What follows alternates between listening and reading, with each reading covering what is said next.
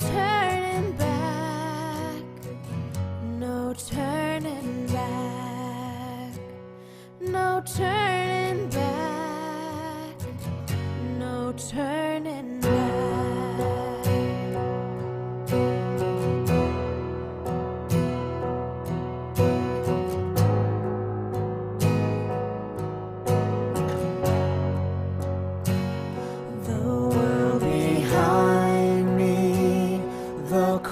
Before me, the world behind me, the cross before me, the world behind me, the cross before me, no turning back, no turning back.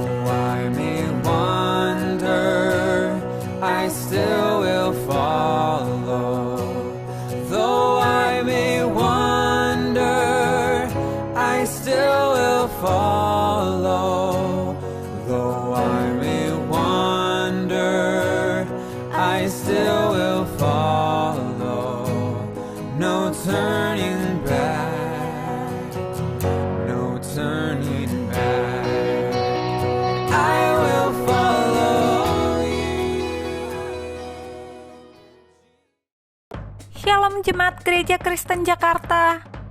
Gereja memberikan layanan ibadah online bagi jemaat. Lalu apa saja ya yang harus dipersiapkan? Pilihlah jam ibadahmu dan ikuti tepat waktu. Jangan sampai terlambat ya. Berpakaian rapi dan sopan, seperti kondisi jemaat akan pergi ke gereja. Siapkan Alkitab dan alat tulismu ya. Duduklah dengan posisi yang baik agar tetap fokus. Hindari untuk berbaring ataupun sambil melakukan kegiatan lain di rumah. Berdoalah secara pribadi untuk mempersiapkan hati kita mengikuti ibadah ya. Berpartisipasilah aktif dalam beribadah, seperti ajakan untuk berdiri atau duduk, menyanyikan pujian, dan mendengarkan firman Tuhan dengan tetap fokus. Persembahan dapat jemaat berikan melalui transfer ke rekening gereja lokal masing-masing ya. Ikutilah ibadah online sampai selesai. Mohon bimbingan orang tua untuk dapat mengajak anak merenungkan firman melalui ibadah online sekolah minggu.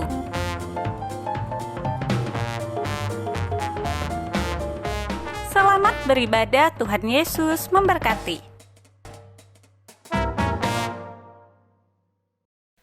Selamat pagi, Shalom. Jemaat yang dikasihi Tuhan, kita sangat bersyukur kalau kita boleh kembali berkumpul untuk beribadah. Dari setiap rumah kita berada, kita percaya bahwa Tuhan tetap hadir bersama dengan kita.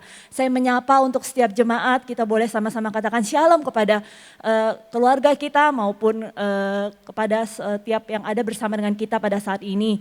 Saya juga menyapa untuk orang yang baru pertama kali datang untuk beribadah di channel YouTube GKJ Kartini ini. Mari pada saat ini jemaat yang dikasihi Tuhan, kita boleh sama-sama kita bangkit berdiri.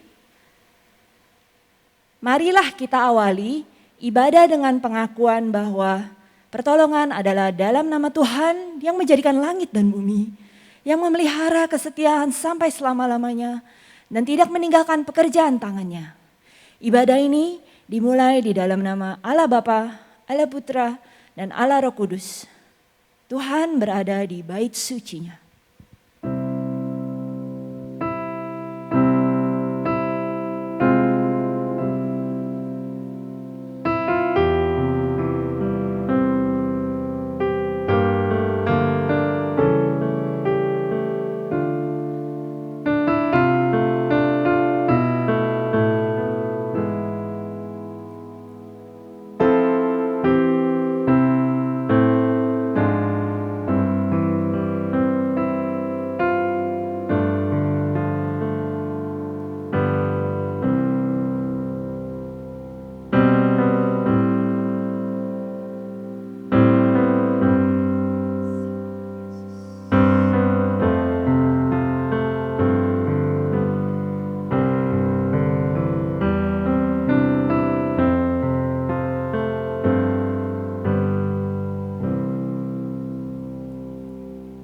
Mazmur 10 ayat yang ke-16-18. Tuhan adalah Raja untuk seterusnya dan selama-lamanya.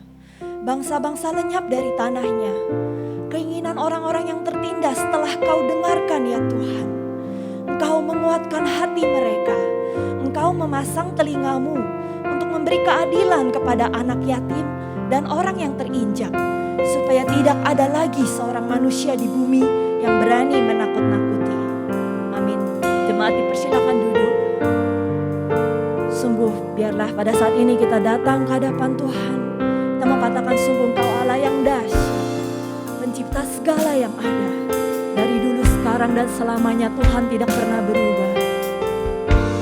Sungguh ini adalah pengagungan kita pada Tuhan. Betapa dahsyat Engkau Tuhan, pencipta segala yang ada. Dulu sekarang sampai selamanya,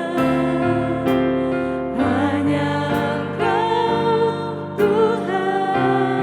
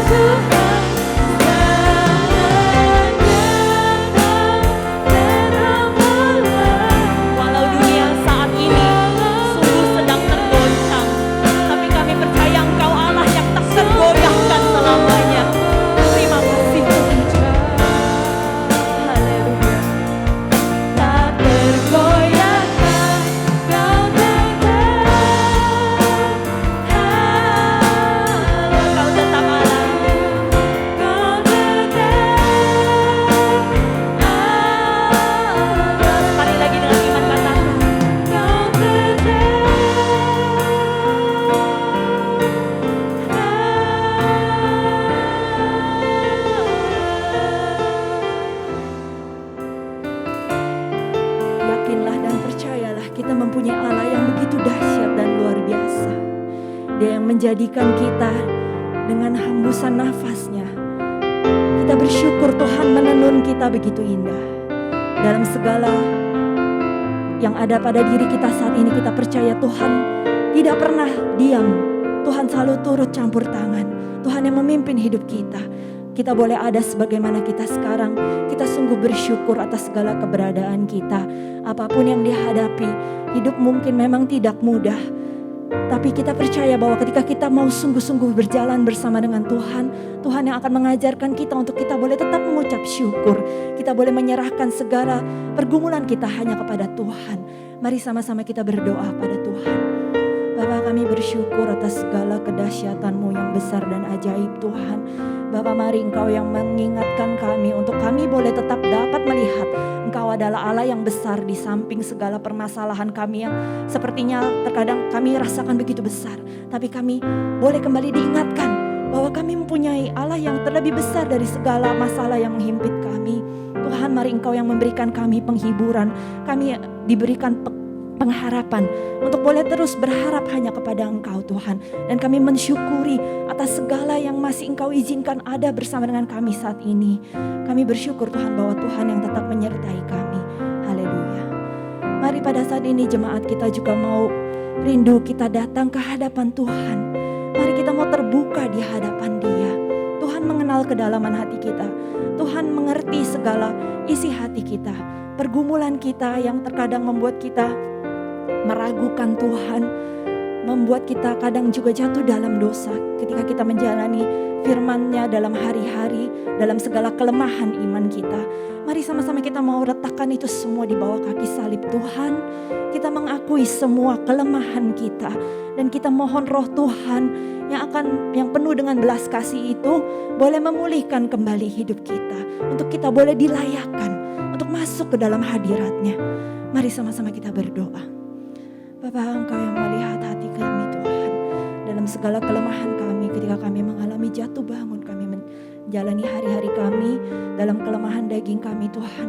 Terkadang pergumulan menghimpit kami, membuat kami ragu akan Engkau, membuat kami bertanya-tanya kemana Tuhan, kemana Tuhan tidak pernah sepertinya tidak menjawab kami. Tuhan, mari Engkau yang mengajarkan kami untuk kami boleh tetap mengingat dan kami boleh tetap berharap kepada Engkau Tuhan. Kami meletakkan segala pergumulan kami di kaki salib-Mu Tuhan. Kami percaya Tuhan akan memberikan kami kekuatan. Terima kasih ya Bapa. Haleluya.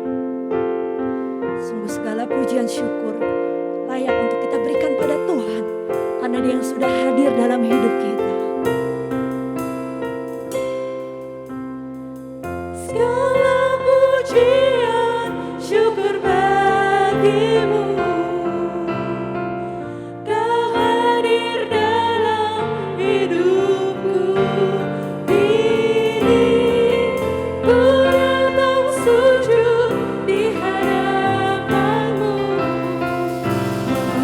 Memuji-Mu,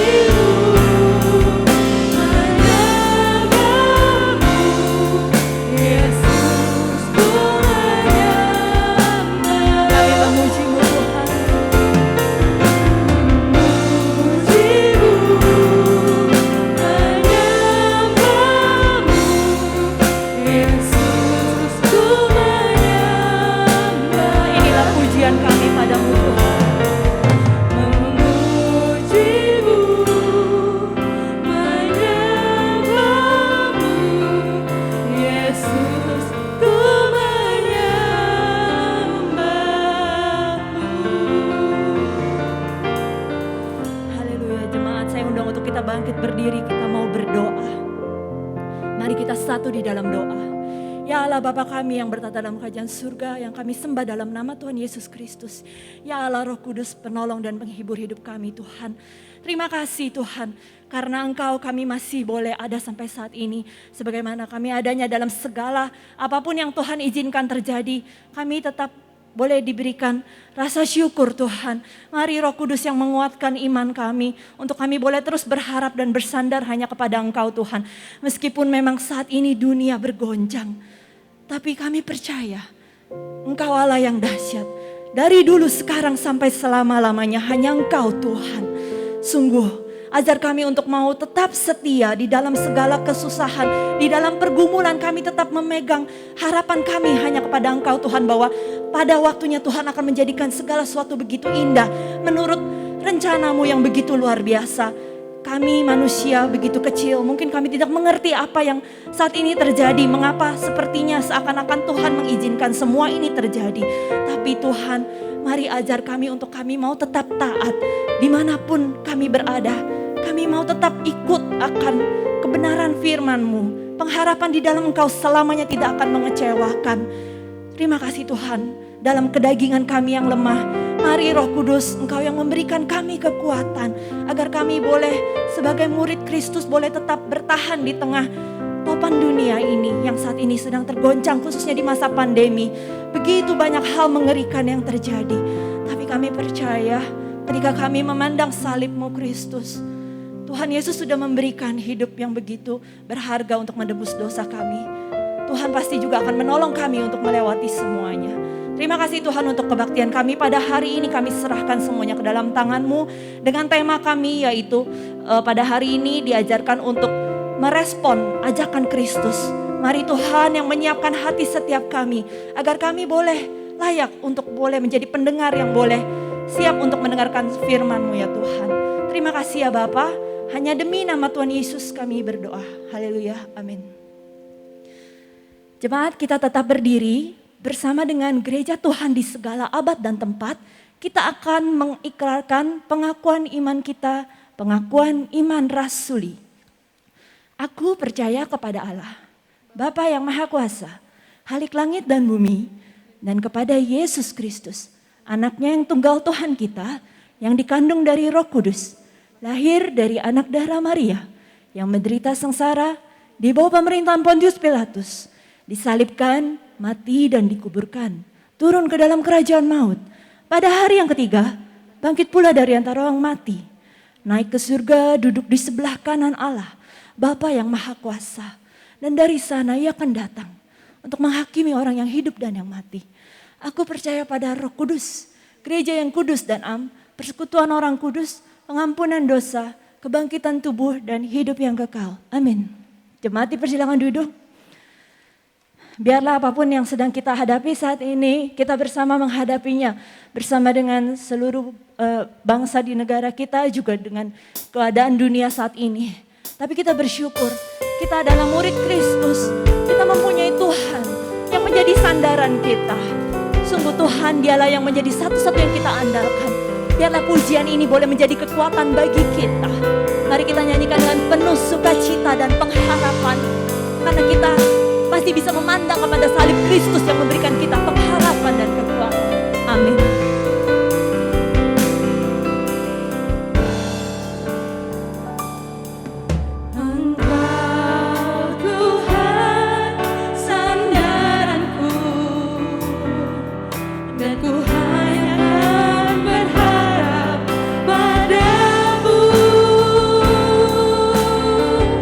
Satu-satunya yang ku andalkan.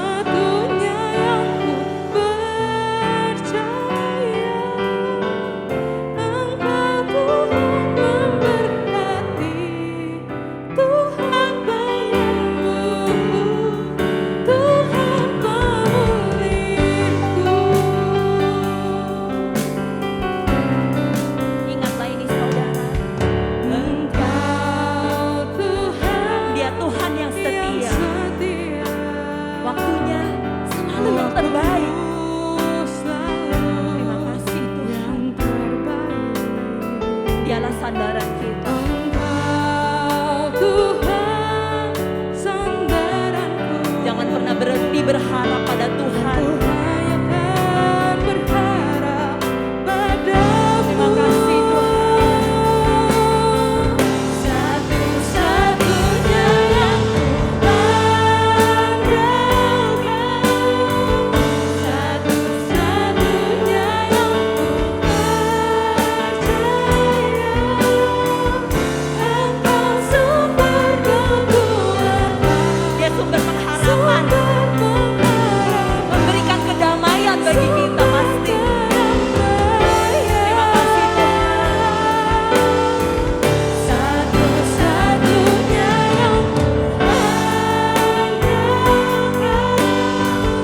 satu-satunya yang kupercaya.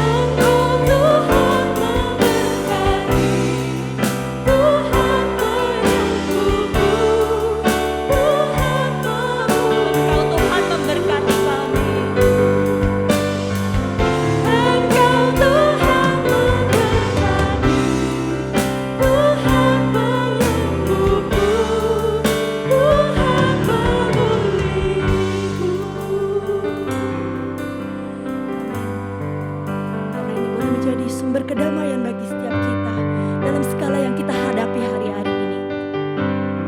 Dalam hidup kita sebagai murid Kristus, kita mungkin tidak luput dalam jatuh bangun dalam kelemahan kita. Tapi mari kita mengingat ketika saat kita mau ikut Tuhan, Tuhan berkata dalam Matius 11 ayat 29 yang menjadi nats tema kita pada hari ini. Maka Yesus berkata, "Pikulah kuk yang kupasang dan belajarlah padaku, karena aku lemah lembut dan rendah hati, dan jiwamu akan mendapat ketenangan." Terima kasih Tuhan. Semua karena anugerah-Mu hari ini ada, bukan karena kuatku, namun karena Roh-Mu.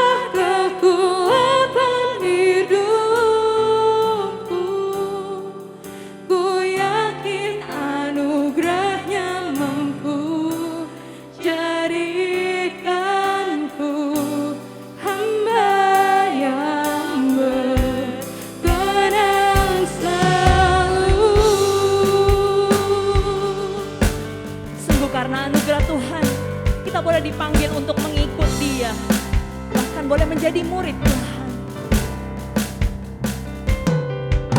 Semua karena anugerah-Mu hari ini ada.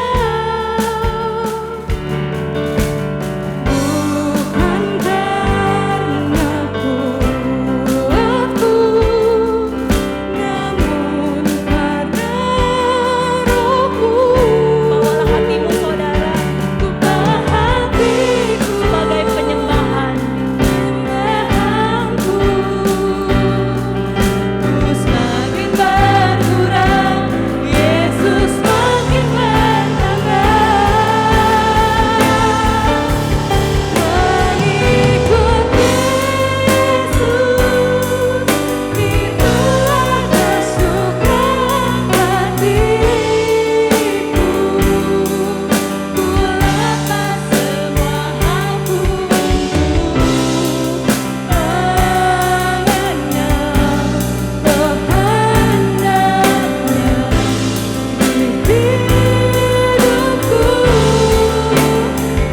Mengiring Yesus, itulah kekuatan hidup. Oleh karena anugerahnya,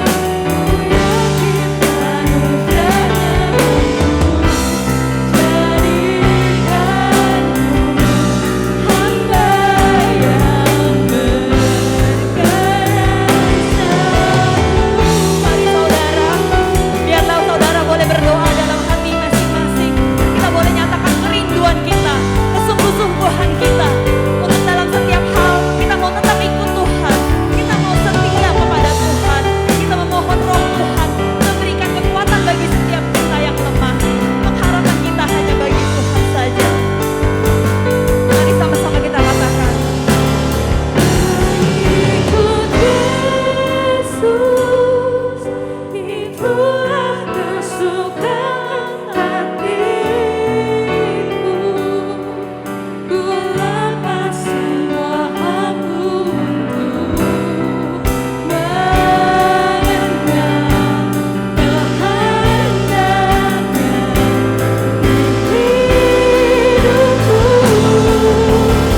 Mengiring Yesus, itulah kekuatan hidup. yakinlah saudara, mari kita yakini dalam iman kita. Jadikan ku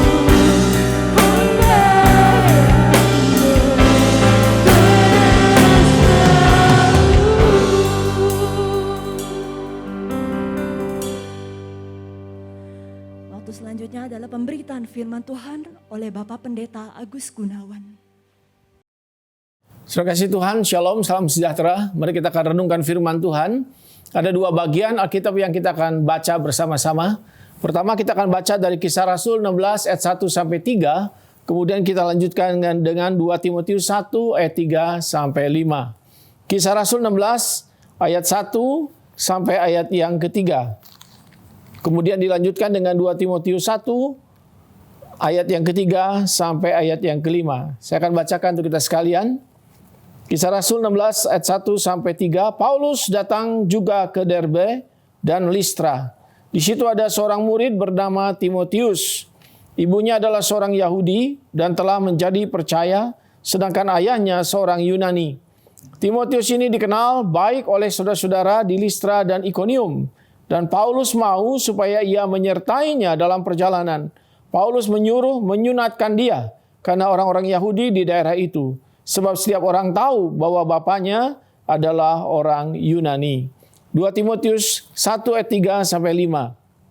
Aku mengucap syukur kepada Allah yang kulayani dengan hati nurani yang murni seperti yang dilakukan nenek moyangku.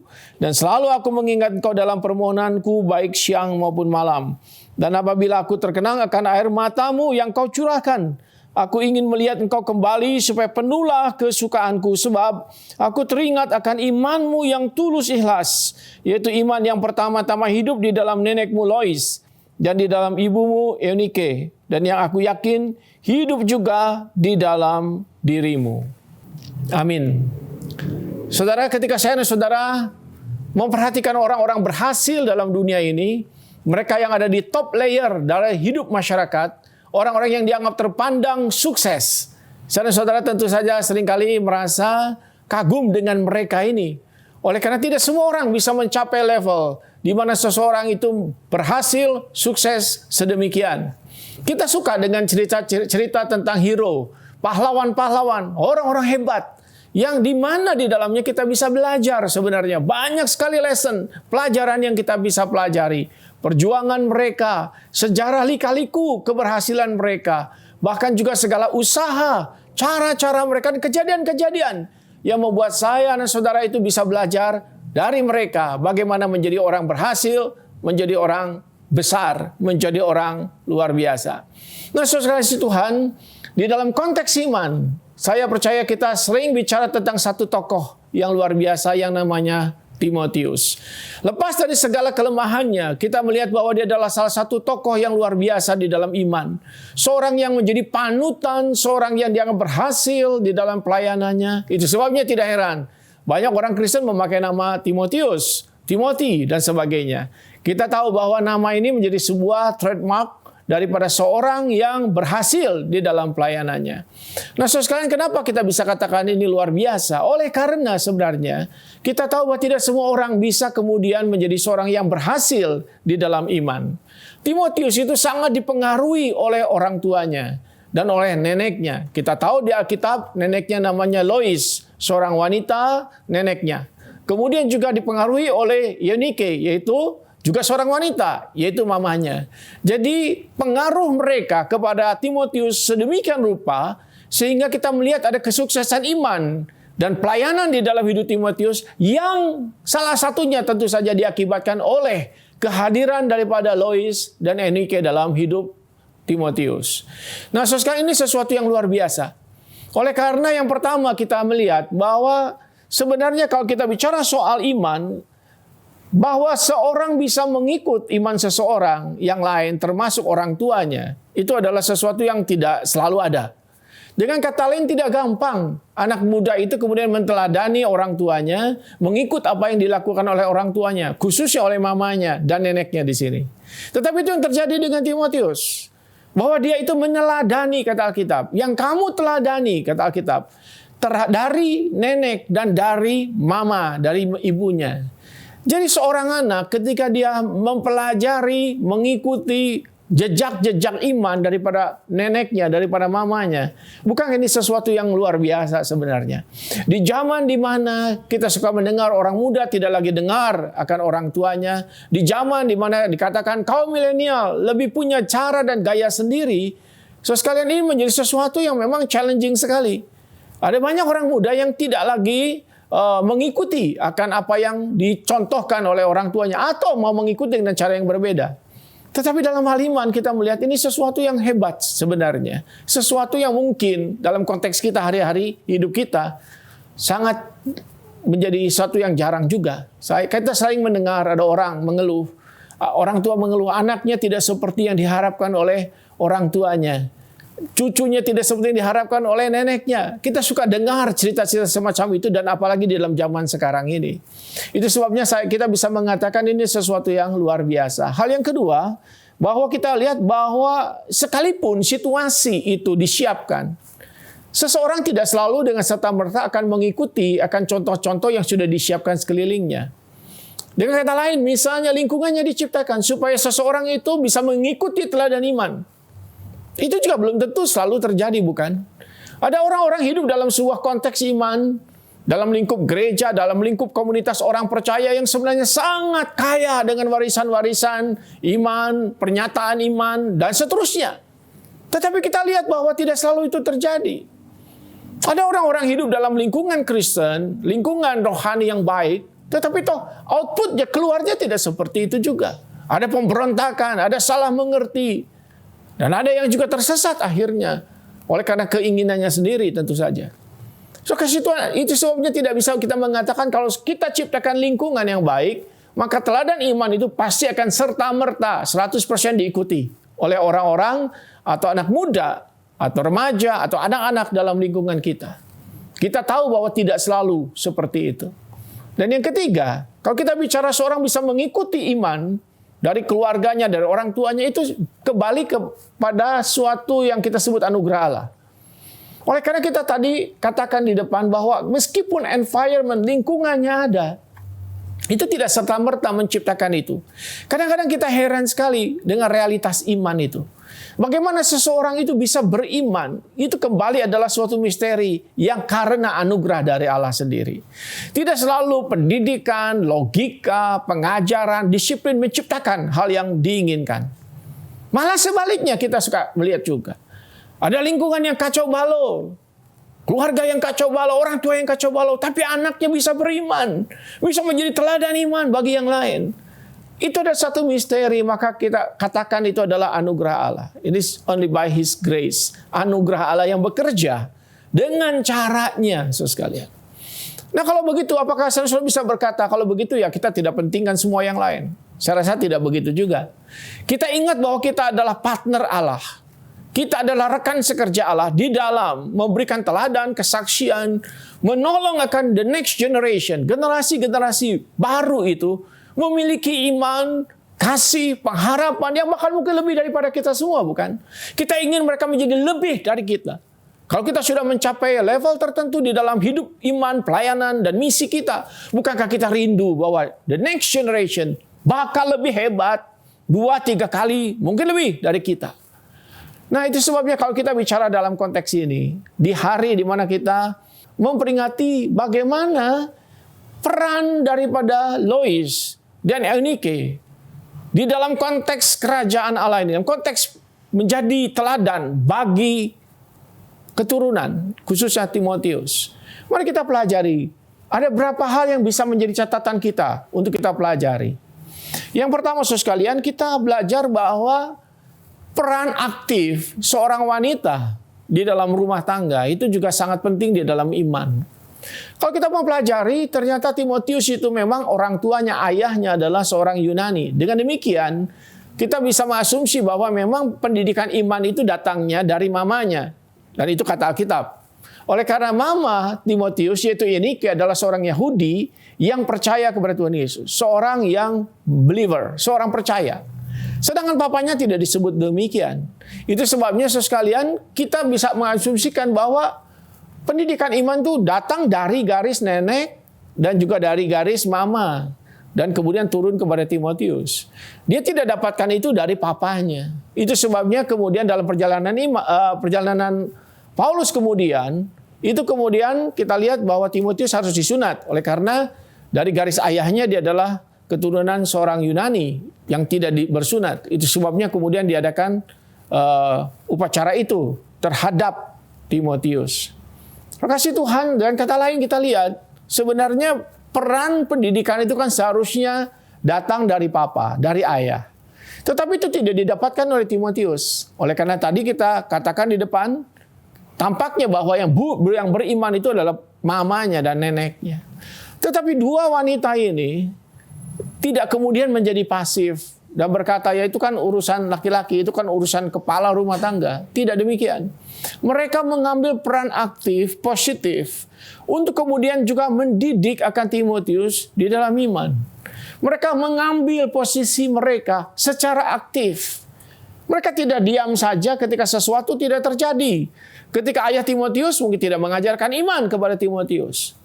Terima kasih Tuhan, ini sesuatu yang saya rasa penting sekali untuk kita belajar hari ini.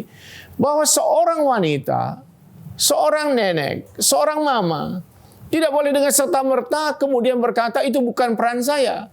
Karena peran semua orang tua adalah bagaimana dia memastikan bahwa anaknya itu hidup di dalam iman, dalam Tuhan. Dan peran ini diambil oleh kedua wanita ini, Lois dan juga Eunike.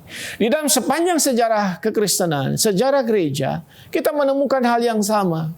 Bahwa peran daripada wanita itu tidak pernah menjadi sebuah peran yang pasif.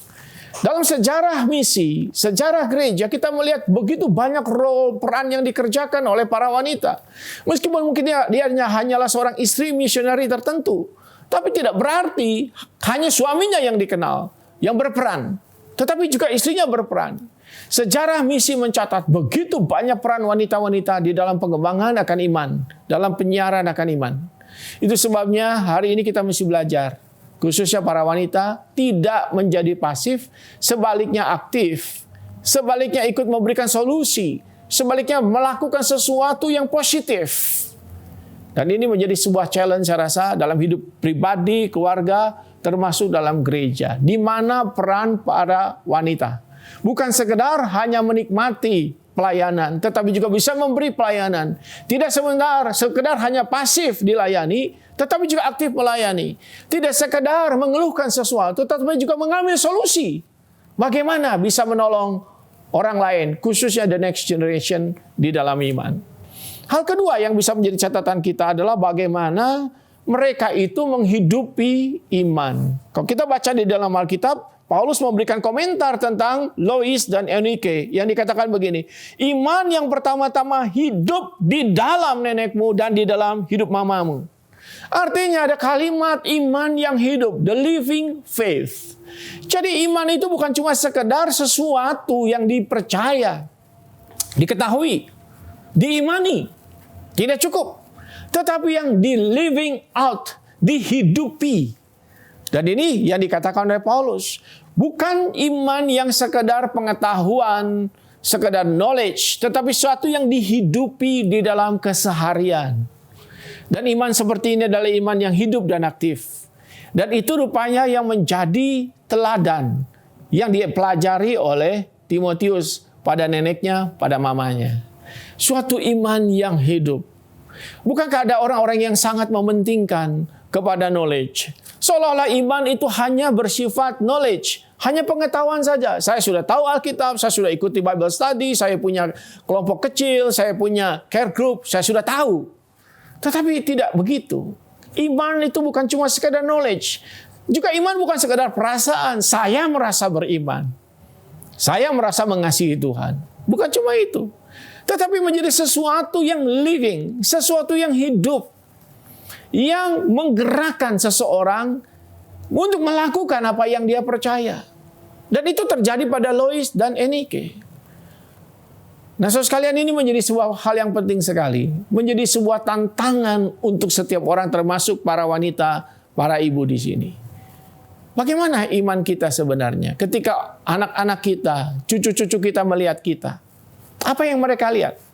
Apakah sekedar orang tua, seorang nenek, seorang mama yang baik, yang melayani? Apa itu? Apakah di dalam itu mereka bisa melihat ada satu living faith? Living faith yang aktif ketika susah. Kelihatan. Meskipun ada kesusahan di dalam hidup, tapi iman itu bergelora. Iman itu masih menahan kesulitan itu. Iman itu membuat mereka tetap bisa bergerak. Itulah living faith. Bukan sekedar kata-kata atau lagu atau nyanyian. Living faith yang dinyatakan juga di dalam berharap. Ketika tidak ada pengharapan. Harapan di dalam living faith itu tetap hidup. Living faith itu juga dinyatakan di dalam pelayanan. Di dalam tindakan-tindakan konkret. Yang tidak sekedar bicara. Dan itu dilakukan juga di hari-hari hidup. Di keseharian. Bukan cuma ketika ibadah. Tetapi juga dalam keseharian. Dan itu yang menurut Rasul Paulus menjadi sangat berharga di dalam Lois, di dalam Eunike. Dan itu mempengaruhi dengan cara tertentu hidup iman daripada Timotius. Maka ini menjadi satu yang penting. Itu hal yang kedua. Hidup iman. Ketiga adalah kita belajar bagaimana sebenarnya ada supporting group di dalam hidup Timotius. Nah, kalau kita perhatikan dalam bagian ini, Timotius bisa bertumbuh selain melihat akan neneknya dan mamanya. Kita memperhatikan juga ada peran lain dari Rasul Paulus. Dan tentu adalah orang Kristen yang lain. Dengan kata lain, sebenarnya Timotius cukup beruntung oleh karena punya nenek, punya mama yang beriman. Yang dalam keseharian dia bisa belajar dari kecil terhadap mereka. Tetapi jangan lupa bahwa neneknya, mamanya juga punya korelasi hubungan dengan Rasul Paulus. Yang kemudian menolong akan Timotius growing di dalam iman. Dan di sini kita melihat sebenarnya ada satu kolaborasi, ada suatu kerjasama dari orang tua dengan Rasul Paulus di sini. Dengan orang lain yang seiman, dengan orang lain yang menjadi pemimpin iman. Jadi Timotius cukup diuntungkan oleh karena dia berada dalam sebuah konteks yang sebenarnya penuh dengan perhatian konteks iman dari hidup dia itu. Ada mereka sekeliling dia yang memperhatikan imannya, yang menolong dia mengerti siapa Tuhan, yang membawa dia kepada Tuhan, yang membawa dia kepada pelayanan, yang membawa dia kepada misi. Ada kolaborasi, ada supporting group dalam lingkungan hidup Timotius. Nah, kasih Tuhan seringkali ini tidak terjadi, bukan? Ada orang-orang muda yang tumbuh itu tanpa siapa-siapa, dan tentu saja dalam anugerah Tuhan tetap dia bisa tumbuh. Tetapi tentu lebih baik dan lebih mudah kalau seorang itu akan ada supporting group yang menolong dia. Yaitu dalam hal ini orang tuanya yang juga berusaha, tetapi juga ada orang lain sekelilingnya juga kerjasama. Sehingga tercipta ada suatu kolaborasi. Di dalam dunia pelayanan hari ini, paling sedikit dalam konteks pertumbuhan iman, kita seringkali bicara tentang 3 kerjasama dari 3 lembaga. 1, rumah tangga. 2, gereja. 3, sekolah. 3 lembaga penting di dalam pembinaan iman. Di keluarga, tentu saja kita bicara soal pembinaan iman di keluarga. Di gereja, tentu kita mengharapkan ada pembinaan iman di gereja juga. Dan juga di sekolah. Itu sebabnya kolaborasi dari 3 lembaga ini menjadi penting sekali di dalam kekristenan sampai hari ini. Nah, khususnya berkenaan dengan kaum muda seperti Timotius. Saya percaya bahwa hal itu juga mestinya terjadi dalam hidup kita. Keuntungan daripada jemaat awal adalah kalau kita melihat di sana, jemaat awal itu memiliki ada banyak sekali pemimpin rohani di area-area kehidupan mereka. Ada rasul-rasul, ada Paulus, ada Barnabas, dan ada yang lain-lain. Itu sebabnya kalau kita melihat sebenarnya jemaat awal itu sangat diberkati dengan hadirnya para pemimpin iman yang satu dengan yang lain itu saling acknowledge, saling mengakui, saling mengklaim, mensahkan akan teman-temannya yang lain. Itu sebabnya tidak heran kalau kita lihat kesatuan rasul-rasul, kita lihat juga kesatuan para penatua, kesatuan para pemimpin jemaat di masa itu. Itu menjadi satu harta yang luar biasa. Supporting groups. Untuk mereka bisa bertumbuh. Maka tidak heran kalau kita lihat di dalam kekristenan awal. Itu mereka pertumbuhannya bagus sekali. Karena para pemimpinnya itu bersatu padu satu dengan yang lain. Seorang bisa mencari pemimpin yang satu. Dia juga bisa mencari pemimpin yang lain. Itu sebabnya di Alkitab. Meskipun ada perbedaan, tetapi perbedaan itu tidak menjadi sesuatu yang membuat mereka terpisah-pisah. Rasul Paulus mengakui akan kerasulan daripada Petrus, dan Petrus juga menulis surat kepada jemaat tentang perlunya mendengarkan Rasul Paulus. Itu yang terjadi, kesatuan para pemimpin yang saling kolaborasi, saling mendukung supaya terjadinya perkembangan iman.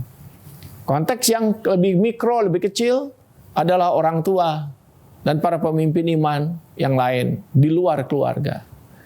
Kita berharap supaya ke depan betul-betul anak-anak muda kita tuh berada dalam konteks yang sehat.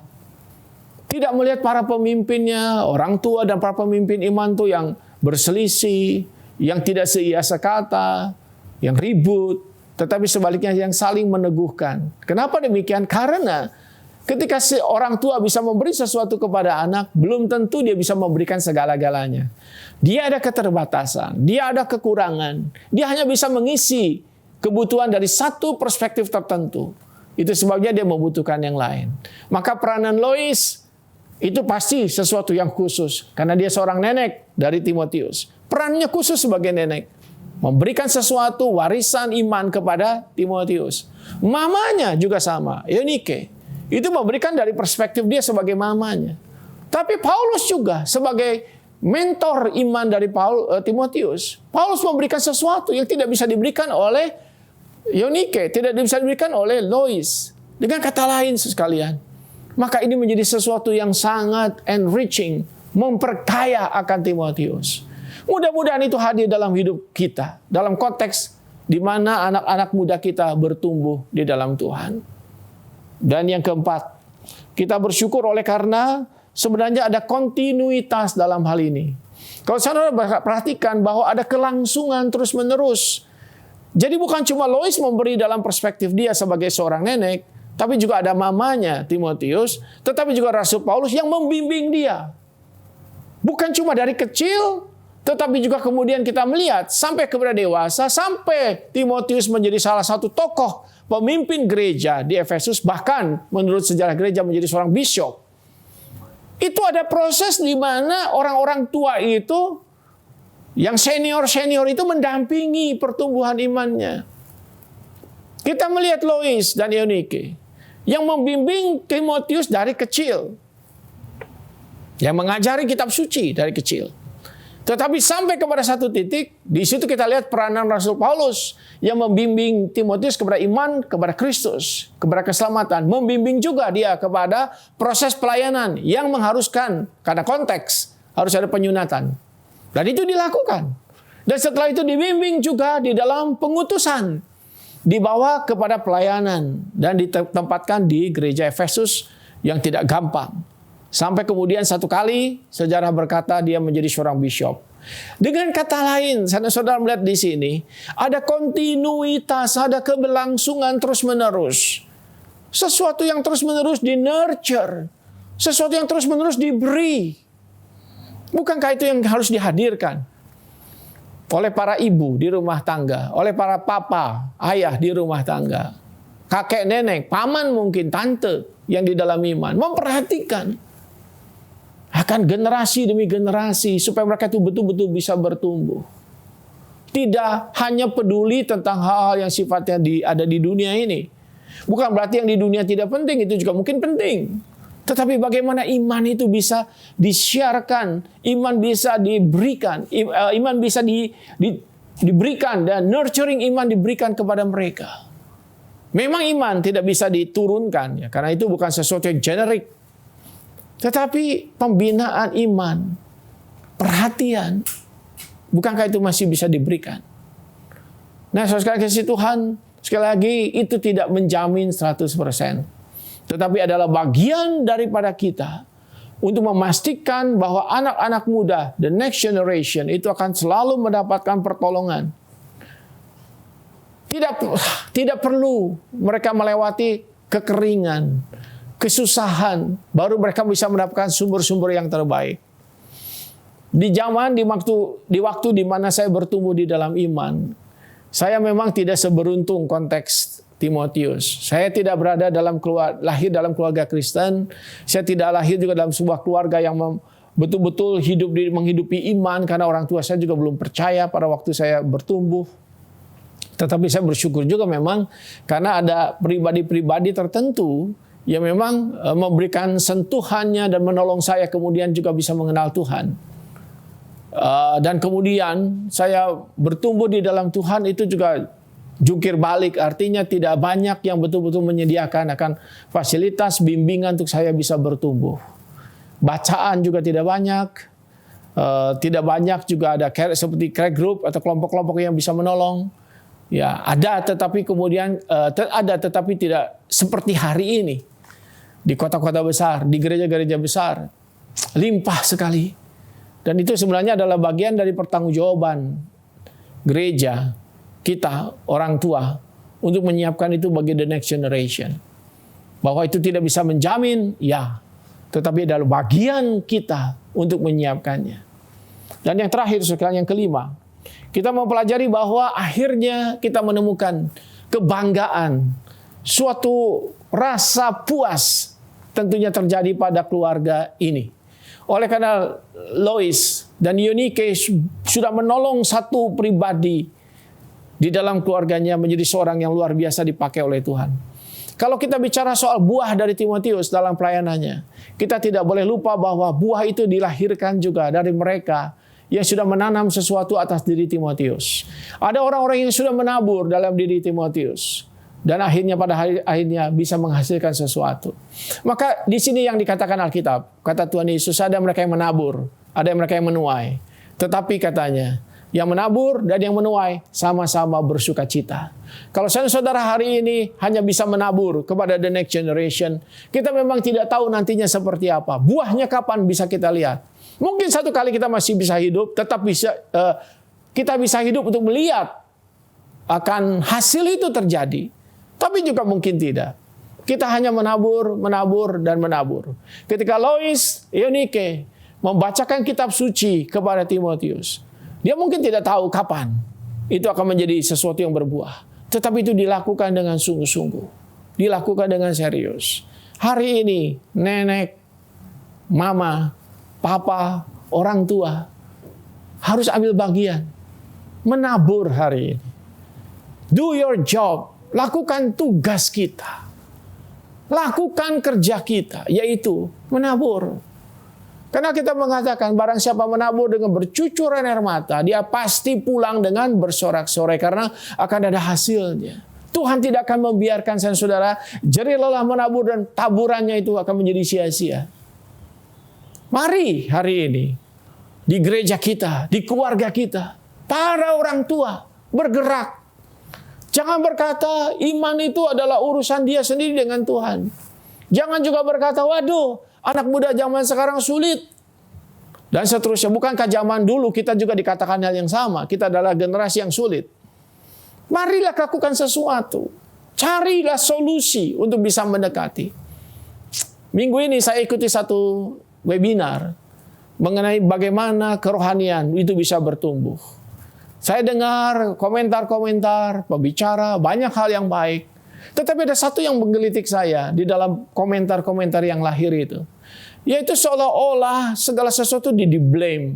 Disalahkan kepada generasi itu sendiri. Tetapi bukankah setiap generasi itu punya kesulitannya sendiri? Gitu. Tetapi yang jelas dan pasti adalah setiap generasi, saya dan saudara di generasi ini harus melakukan sesuatu. Kita perlu menabur, kita perlu menyiram. Karena Tuhanlah yang menumbuhkan. Nanti yang menuai siapa? Kita tidak tahu. Tapi berbahagialah orang yang menuai, bukan? Tetapi kata Tuhan Yesus, yang bahagia bukan cuma yang menuai. Yang bahagia adalah juga yang menabur. Tuhan tidak akan lupakan hal itu. Sukacitanya juga sama. Maka dengan firman ini, kita punya kerinduan di hari ini. Ayo kita lakukan tugas kita sebagai orang tua. Sebagai nenek, sebagai kakek, sebagai mama, sebagai papa, sebagai om, sebagai tante, terhadap the next generation dalam keluarga kita, keluarga kecil ataupun keluarga besar. Mari kita lakukan yang sama di gereja kita. Kerjakan tugas kita. Kita bertugas bukan cuma melayani di zaman kita, tapi kita juga bertugas untuk preparing the next generation. Waktu berjalan dengan sungguh-sungguh cepat. Kalau kita tidak lakukan sekarang, kita akan terlambat. Kita akan berhutang, bukan cuma kepada generasi yang sebelumnya yang sudah lebih baik daripada hari ini mungkin. Yang sudah menabur untuk kita. Tapi kita juga berhutang kepada the next generation. Dan mereka yang akan mengatakan satu kali, kami adalah orang-orang yang berbahagia atau tidak berbahagia. Oleh karena generasi sebelumnya memperhatikan atau tidak memperhatikan kita, kami. Itu sebabnya kiranya Tuhan menolong saya dan saudara.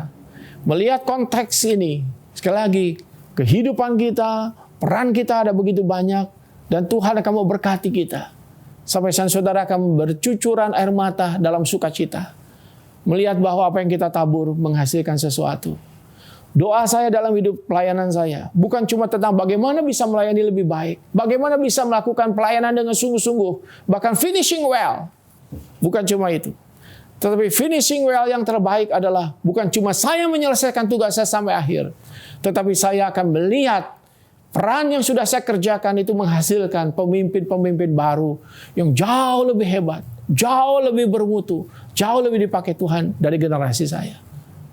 Kiranya Tuhan akan menolong setiap keluarga.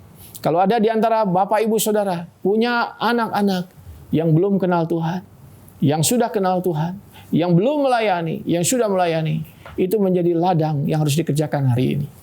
Kiranya Tuhan akan berkati setiap saudara, akan dipakai Tuhan, memberikan teladan, memberikan contoh iman, dan mempengaruhi the next generation. Tuhan berkati kita semua. Terima kasih untuk pelayanan dari hambanya, Bapak Pendeta Agus Gunawan yang sudah memberkati setiap kita dengan kebenaran firman-Nya. Mari kita bersyukur dan kita mau sungguh-sungguh menjalankan firman yang sudah kita dengar untuk boleh menjadi kita pelaku-pelaku firman yang boleh berkenan di hadapan Tuhan. Mari pada saat ini kita akan bersama-sama menyaksikan video misi.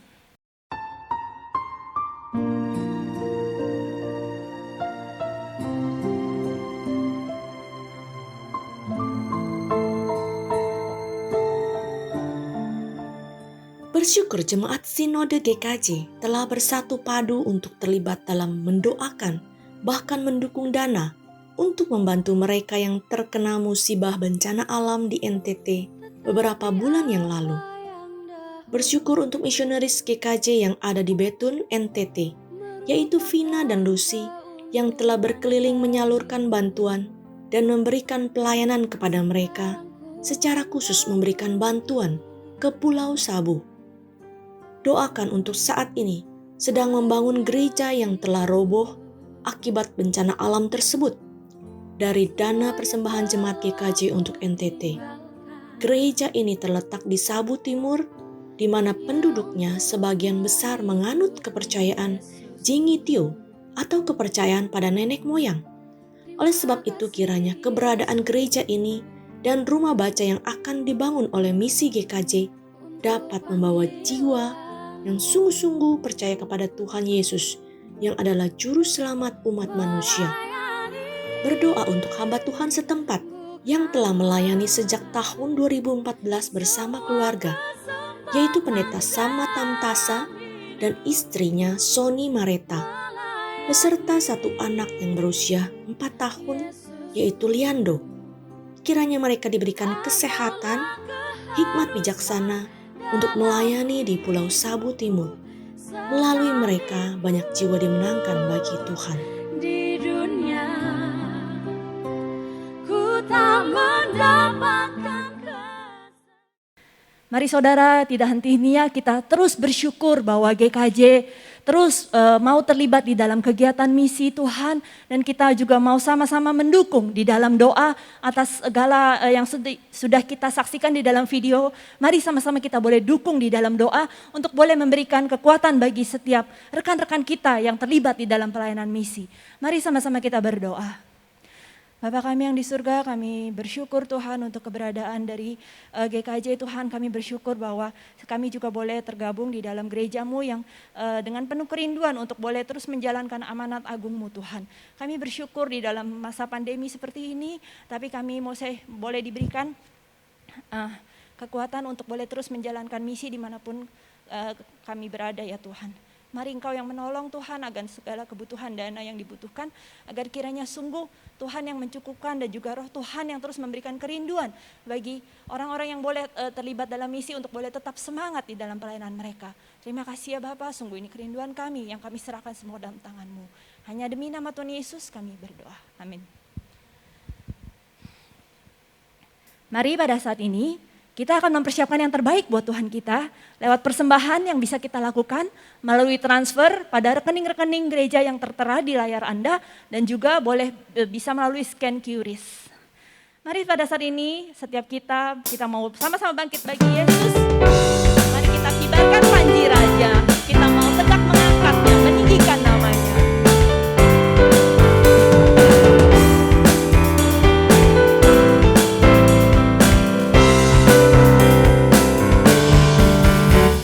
Tegak mengembarnya.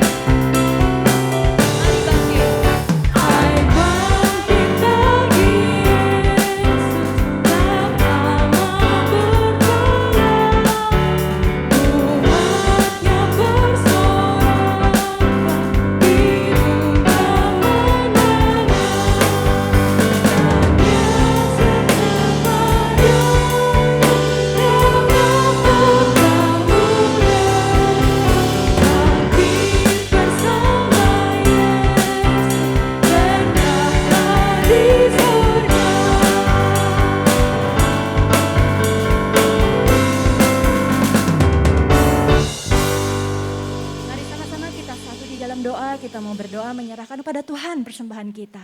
Bapak, kami bersyukur Tuhan di dalam situasi saat ini kami juga boleh tetap mengambil bagian di dalam memberikan persembahan yang kami tahu semuanya berasal daripada-Mu Tuhan. Terima kasih untuk segala yang sudah Tuhan berikan bagi kami. Dalam segala yang ada ini Tuhan, kami mempersembahkan persembahan ini boleh menjadi suatu pengucapan syukur kami kepada Engkau Tuhan. Dan kami berdoa agar kiranya Tuhan yang persembahan kami ini boleh sungguh mendukung untuk setiap pekerjaan pelayanan Engkau lebih lagi yang dilakukan oleh GKJ. Terima kasih ya Tuhan, hanya demi nama Tuhan Yesus kami berdoa. Amin.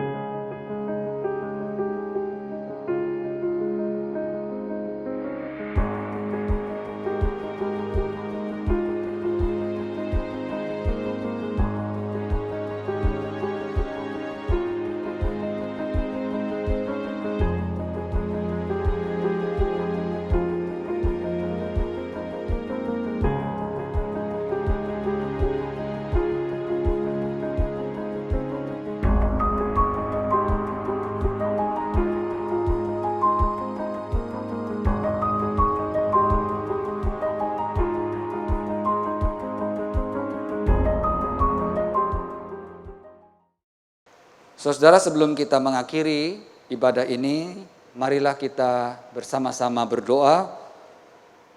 Saya akan memimpin doa ini bagi jemaat sekalian. Mari kita berdoa. Bapa di dalam surga, kami datang sekali lagi kepadamu. Kami menyerahkan setiap jemaat, khususnya jemaat Kartini, yang akhir-akhir ini mengalami banyak sekali tekanan kehidupan. Tuhan, kami berserah kepadamu dan kami membawa semua pergumulan kami ke dalam tangan-Mu.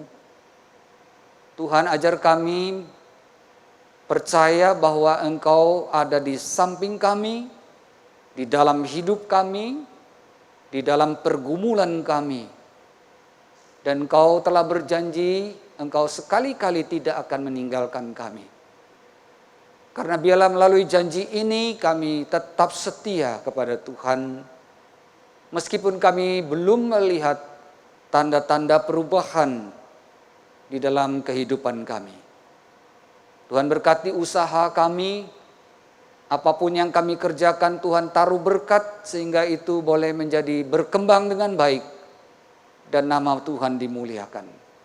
Sekali lagi hamba-Mu berdoa kiranya Tuhan Engkau melindungi setiap anggota jemaat dari bahaya COVID-19 ini. Tuhan pelihara iman kami agar kami tetap setia kepadamu. Dengar doa kami ya Tuhan, di dalam nama Tuhan Yesus, Tuhan dan Juru Selamat kami berdoa. Amin. Baik jemaat sekalian, saya undang bangkit berdiri dan kita akan mengakhiri ibadah kita menyanyikan doksologi.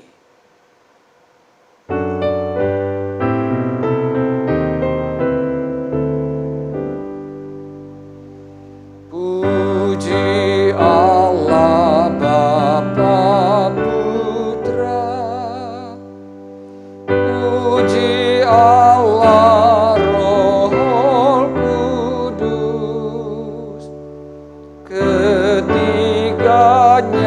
yang esa, pohon selamat sumber berkat. Amin.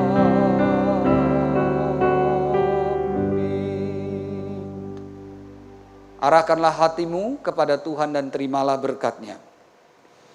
Kasih karunia dari Tuhan kita Yesus Kristus, anugerah dan damai sejahtera dari Bapa, persekutuan kekuatan penghiburan dari Roh Kudus, menyertai saudara sekalian mulai dari hari ini, sampai Tuhan Yesus datang kembali, sampai selama-lamanya. Amin.